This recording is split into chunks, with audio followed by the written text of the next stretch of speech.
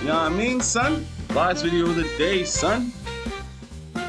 Singers, that goes for influencers, that goes for models, stay away. And the reason is, let's look at actors, for instance. Personally, I believe every actor is off their meds. I think to be an actor, you have to be off. You have to have some screws loose.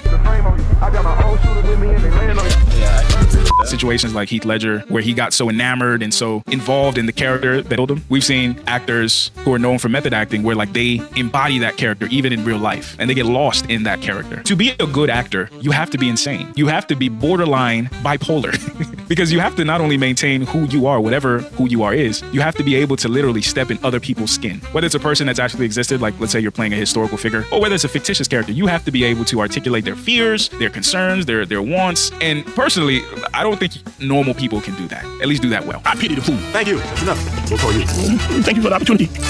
So when I think of dating an actress, I think that's potentially dating somebody who can play whatever character she needs to play. And that is scary. She could play a serial killer. She could play a victim. She could manipulate you or the situation. And we've seen this play out with the likes of Jada Pinkett and, you know, some of the things we've seen in the news. So I would say absolutely proceed with caution with actresses. Now, singers, it's a similar thing because as a singer, if you want to be successful, unless you're a songwriter, I think that is the exception. But if you're a singer, you want to be the next Beyonce, you have to also kind of be an actress, right? In Beyonce's case, she had to create a character, Sasha Fierce, which is her stage persona. And when she's in that persona, she's not Beyonce, no, she's somebody else. Whether that means she lets something else take over, or that's some spiritual shit, or, you know, she's just playing that character. But furthermore, to be an effective singer and musician, you have to be able to connect emotionally with the audience. How do you sing a sad song when your life is going good? I have a theory that some actors, musicians actually seek out turmoil to fuel their art because nobody wants a happy song. They want to know. That is 100% the truth, man. That is 100% the truth. That is why I have been on at least what seems to be a 3-year hiatus for making music. And the reason is that I'm not sad anymore. Like, if you look at all the different records I was either making for myself or producing for other people, they're all based off of emotion. They're all based off of sadness. And unfortunately, I'm not sad like that anymore. So to sit down and be able to make a song where I'm actually like, yo, this is a good record, it's difficult because you need to be able to speak from a point of substance because you're transmitting energy, right? You're transmuting energy. So unless I'm sad, I can't really make a sad song. So then I'm like, okay, well, to make a sad song, then I need to get into a relationship and then break up with the person. So then I have material to sing about. But then it's like, if it becomes this ever-arching catch-22 of getting yourself into situations, like you said, in turmoil that you have to then create to then be able to go and sit away for a couple months and then make another project. It's crazy. It's wild.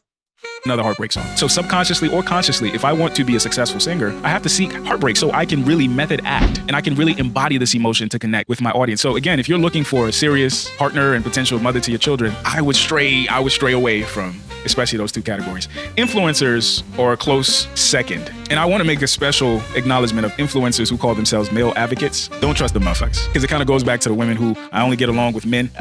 Take that with a grain of salt. But influencers in general, the ones who they got to take a picture of the meal. They're not watching the concert you just paid for. They're one of the unpaid videographers. Their life is about making virtual people jealous, giving virtual people FOMO. They don't know how to actually enjoy the experience. Their enjoyment comes from other people's jealousy of their perceived enjoyment of the experience. I remember I was at a hookah lounge once and I saw this super attractive girl chilling, just smoking hookah, just vibing to the music. Then she pulls her phone out to record a video and instantly is now looking like she's having the time of her life. If that's not the definition of disingenuous, I don't know what is. And even with my small influence, having been around other people who call themselves influencers, there's something about the personality type that is just off-putting to me personally. Now, if you're a guy who wants to monetize your family and your relationship and everything is for public consumption, cool. But for me, and if I was giving advice to the young boys, especially nowadays, I would say stay away. I would say stay far, far away. Let's talk about models.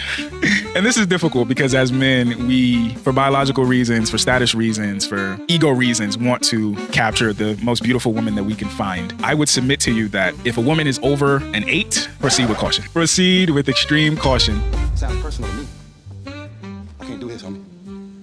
Number one, you have to understand that beauty is not a virtue, especially when it comes to like bone structure and physical stature outside of somebody who worked out for it. It's something that they won the genetic lottery. They got it for free. They didn't have to work for it. As a society, though, we treat beauty as if it is a virtue. So a lot of these people get certain privileges. We call it pretty privilege because of something that they just got. And it skews their interactions with other people because it skews them into thinking that their primary value is their looks and other people's access to being around their looks. I will say this is why, for the most part, girls that are really pretty, they have no personality. And I've tried to see if this was a thing where it's like maybe I just need to take a larger sample size, and for the most part, it always holds up true. And this is a terrible thing because it's true. It isn't something that you went out and achieved by putting in any kind of effort. It's just something that was given to you by the grace of Jesus Christos himself. Having a personality is very important. That's why I like girls that aren't necessarily like super attractive. They're kind of just like cute. They're maxed out on the cute meter. Because the girls who are maxed out on the cute meter, they didn't necessarily start off that way. They were just quirky looking girls that most likely had to get some sort of personality, had to be funny a little bit, and then they developed into being super cute girls.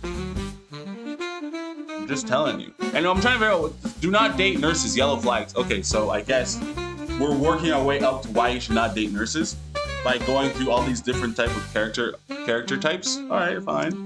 Whether just physically as friends or whether sexually, and how other people can consume and exploit them. Let me just say, you are putting the pussy up on this pedestal. You're just building the pussy up, man. What are you even talking about? Building the pussy up? What does that mean? So you live your life like that up to the age 18, 19, 20, 21. You're getting on boats. You're getting gifts from rich men. You're getting flown here. You're getting all your bills paid. You didn't have to develop any marketable skills. You didn't have to develop a personality. You didn't have to be interested. Imagine what kind of person you become. Entitled, of course. Selfish, of course. Solipsistic, of course. Now, there are rare exceptions where you'll find a woman who's just drop dead gorgeous and is just a normal human being. That's the exception, not the rule, fellas. Because when you start getting up into those 9s and 10s, they're usually cuckoo. The danger zone. This is your redheads, your strippers, anyone named Tiffany. This is hairdressers. This is where your car gets keyed. You get a bunny in the pot. Your tires get slashed, and you wind up in jail. They've usually seen the worst of human nature because they're relegated to people who can afford to consume them. The billionaires, the millionaires, the casting agents, the people who work for certain companies and paying for their trips and putting them on yachts and putting them on magazines and things like that. Those are usually predatory people. So even if she had the potential of being a quote-unquote good person, she's compromised. Now again, there are rare situations where she was just raised really well. She had a strong father, a fantastic mother, and despite the fact that she was genetically gifted, she understood how the world was going to see her. And she focused on becoming a person of character, not just an object for consumption. So again, fellas, I would say 6, 7, 8, that should be your aspiration. Anything over that, she might be 20, but she's lived the life of a 50-year-old woman. She might be 25, but she's done drugs that you've never heard of. She's seen. Facts. When it comes to courting any type of girl, bro, you want them to be young, and also the thing is you want them to not have too many experiences. A man should be the one responsible for showing them experiences, whether it's taking them to trips around the world, whether it's taking them to Chuck E. Cheese's, whether it's taking them to McDonald's. Now, don't associate me saying going out to girls that are young with Chuck E. Cheese's, all right? I'm just saying take her to an arcade or something. Jesus, you guys. It's not... All right, let's move on. Things that you would never believe, all because of this gift and curse that is pretty privilege. And again, everything that glitters is not gold, and real gold doesn't always glitter. Now, if you're just tight with God, he might give you like a solid woman, but she's beautiful. If you're God's chosen warrior, he might throw you a 9. But again, when you get into 9 and 10 territory, I'm telling you, don't want that. You do not want that. And man, we cannot afford to operate as if we're the exception. That segues into waitresses, bartenders, hookah girls, fitness trainers. This category is what I would like to call softcore modeling, especially like if you're waitressing at places like Hooters or Twin Peaks. I think there's some other like knockoffs of those brands. You see the girls wearing short shorts that are pretty much thongs, even the bartenders, the hookah girls, because it's less about their actual customer service and their ability to be an effective waitress or bartender or hookah girl, but it's about their sex appeal and their ability to inspire men to want to show off and buy more than we would usually buy, or drink more than we would usually drink, or tip higher than we would usually tip. That's why these restaurants and these businesses exploit the female essence. Ladies and gentlemen, Marcus Miles has just bought the entire bar tonight. So if you are dating a woman who falls into the nightlife industry in some way, shape, or form, I would... That is a bad look, bro. Any girl who's in the nightlife industry, first of all, that is a bad look. Mainly because the amount of interactions that she has with niggas on a daily basis is just too much, bro. There's too much temptation there. He's right about this, bro. The shorties that are 8, 9s, 10s, it's a little bit too much, man. There's always constant, someone's trying to take your girl, bro. That nigga Trey Songz is trying to take your girl at every reproach. would encourage you to proceed with caution because, again, she is encountered with the worst aspects of not just masculinity, but humanity. People are not at their most human and ethical and considerate when they're intoxicated. They're not, especially not us as men. So you experience years of that working as a bartender, as a hookah girl, as a waitress. Also, while your employer is exploiting your sex appeal, it's absolutely going to skew the way that you view men and the way that you view yourself. You might actually now start parading yourself as a commodity. And we see this with strippers and the whole nine. Part of the reason why they're off limits is because they are compromised. Now, again, this is a yellow flag only because it's complicated, especially like waitresses and things like that. I would give a little bit of grace, but like it's something to keep in mind. Because those men who are going to Hooters and Twin Peaks, some of them might be going for the wings, but some others are going to see your girl's titties or your girl's ass. That's the life you want? Cool. But if not, it might be a reason for you to take your business elsewhere. Now, with fitness trainers, their body is their business. But we see some fitness trainers, and it's all over social media. It's like, you know what you're doing, lady. Like, you know exactly what you're doing, lady. Are squats the only exercise you do? Is your butt the only thing that you're selling? Is this outfit the only thing you could work out in? You know what you're doing, lady. So going back to that attention seeking, going back to that self-commodifying, something to be wary of. Also be wary of women who job hop a lot. They tend to fear commitment. They tend to be irresponsible. They tend to not have any stick-to-itiveness. They tend to get bored easy. That's a common theme I hope you're picking up on. Imagine trying to build a life with that type of person. And again, there's a difference between job hopping and like you're increasing your salary with every hop and you're growing your career and things like that versus last week she worked at Hooters, this week she works at Twin Peaks, last week she worked at Foot Locker, this week she works at Foot Action. That is a sign, even amongst men. Yeah, it's a sign, but then again, who's gonna hire her, dude? Who's gonna hire her on the fact that she has an employment of probably like 2 months at every job? That's crazy, dude. Of an irresponsible person. Either she's a terrible employee or she just can't make up her damn mind to save her life. I do not need this, okay? My man has 2 jobs.